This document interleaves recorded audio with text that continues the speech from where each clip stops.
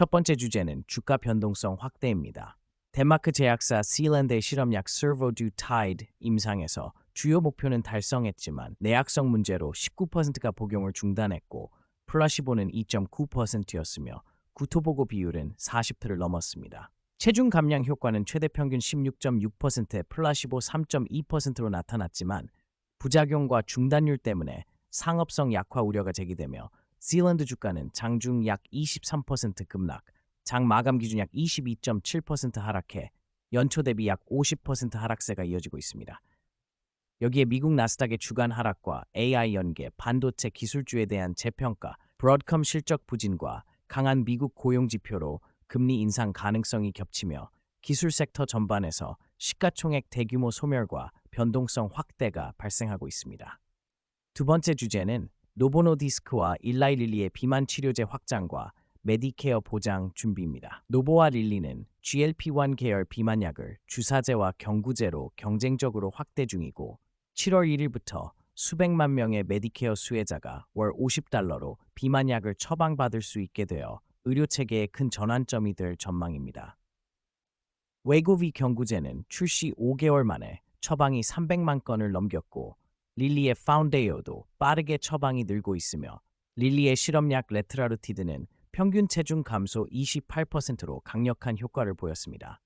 다만 대규모 보급 시 보험, 고용주 비용 부담, 환자의 약물 중단 사례로 인한 지속 비용 효과성 문제, 장기 안전성과 임상 결과 검증이 관건이라는 점에서 비용 정책 안전 우려가 큽니다.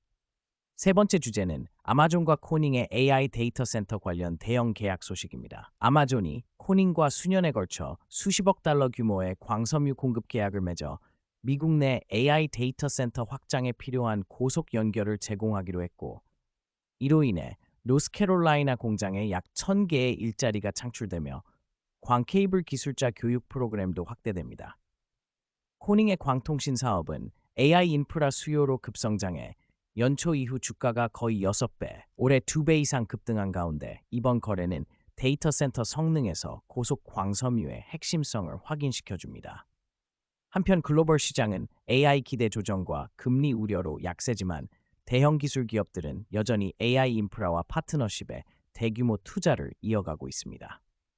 네 번째 주제는 이란과 이스라엘 간 군사 충돌과 중동 긴장의 영향입니다. 6월 초 약화된 휴전이 크게 위태로워진 가운데 6월 7일 8일 이란과 이스라엘이 상호 미사일 공습을 교환했으며 이란은 북부 이스라엘을 향해 여러 차례 총 약 10발 규모로 미사일을 발사했고 이스라엘은 이란 내 군사 목표들과 에너지 관련 시설을 공격했다고 발표했습니다.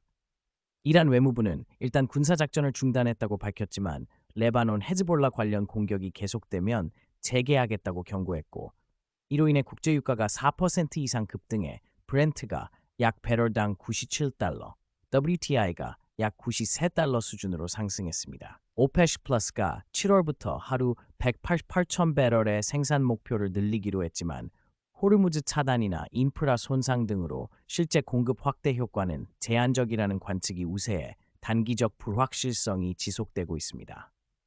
다섯 번째 주제는 트럼프 대통령의 인터뷰 중단과 연방 소비자 감독 기구의 재구성 논란입니다.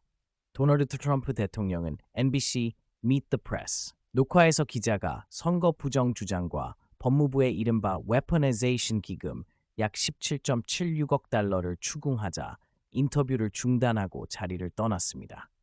트럼프는 기금을 지지하며 피해자들에게 돈을 줘야 한다고 말했지만 이 기금은 법원에 의해 일부 저지되는 등 논란이 계속되고 있고 이 기금은 IRS와의 100억 달러 소송을 철회하는 합의의 일부라는 점에서 추가 논란을 낳고 있습니다.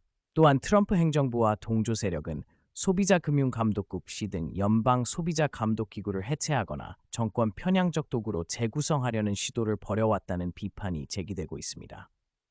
여섯 번째 주제는 애플의 30DC AI 전략, 런던 자율주행 시범, 그리고 인텔의 반등 가능성입니다. 애플은 WWDC에서 시리를 구글의 제미나이 모델을 활용한 AI 기반 대화형 비서로 대대적으로 개편해 대화 기억과 여러 작업을 한 번에 처리하는 에이전트 기능 등을 도입할 계획을 공개했습니다. 영국의 스타트업 웨이브는 올여름 런던에서 우버와 함께 로보택시를 일반 공개 시범 운행할 예정이며 초기에는 우버의 면허 운전사가 감독자로 탑승해 안전성을 입증한 뒤 무인 전환을 모색합니다.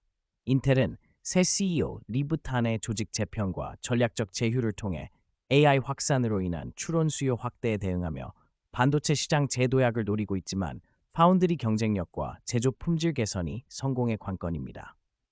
일곱 번째 주제는 주식 통화, 금시장의 변동성 확대입니다. 일본 투자자들은 5월에 해외 주식을 순매도하며 순매도액 2조 7,200억 엔으로 2021년 4월 이후 최대 규모를 기록했고 같은 달 해외 채권은 순매수로 전환해 자산 배분 변화가 뚜렷했습니다.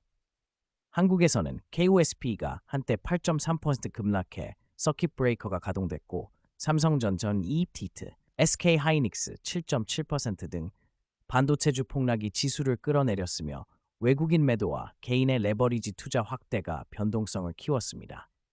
금값은 강달러와 금리 상승 베팅으로 하락하는 반면 중동 리스크로 유가는 급등해 중앙은행 정책과 금리 전망이 시장 변동성의 핵심 변수로 남아 있습니다. 이상으로 오늘 정리한 주요 뉴스들을 끝맺습니다.